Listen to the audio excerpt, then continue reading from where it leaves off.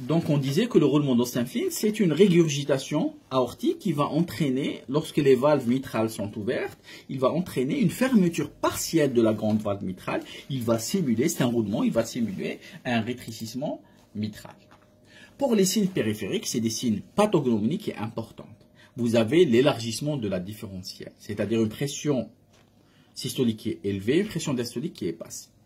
Plutôt, lorsque la pression artérielle diastolique est inférieure ou égale à 50 mm de mercure, c'est un signe de gravité et ça signe une insuffisance aortique importante ou bien une pression artérielle systolique supérieure à 3 fois la pression artérielle diastolique.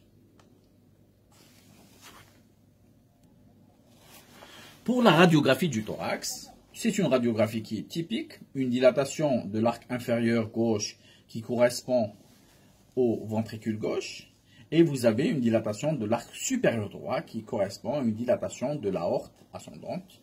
Et donc c'est une cardiomégalie en rapport avec une dilatation du ventricule gauche et de l'aorte ascendante.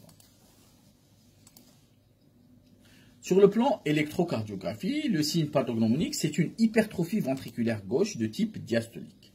L'hypertrophie ventriculaire gauche, c'est une augmentation des indices, que ce soit le Sokolov qui correspond à la somme algébrique entre l'amplitude de l'onde S en V1 et l'amplitude de l'onde R en V5 ou bien V6. On prend la plus ample, donc c'est l'amplitude de V5 par exemple, et qu'on rajoute l'amplitude de V1. Et lorsqu'on trouve un Sokolov supérieur à 35 mm de mercure lorsque le patient dépasse 45 ans, ou bien 40-45 lorsque le patient est jeune, donc on parle d'une hypertrophie ventriculaire gauche.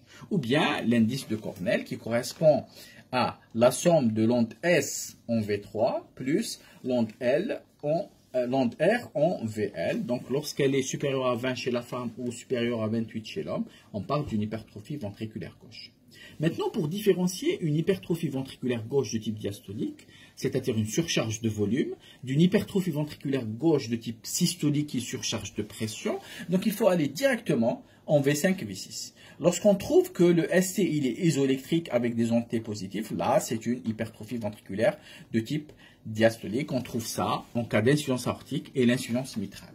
Et lorsque vous avez une hypertrophie ventriculaire gauche de type systolique, c'est-à-dire le ST il est sous-décalé avec des ondes T qui sont négatives, là on parle d'une hypertrophie ventriculaire gauche de type systolique ou bien une surcharge de pression. On trouve ça en cas d'hypertension artérielle et en cas de rétrécissement aortique.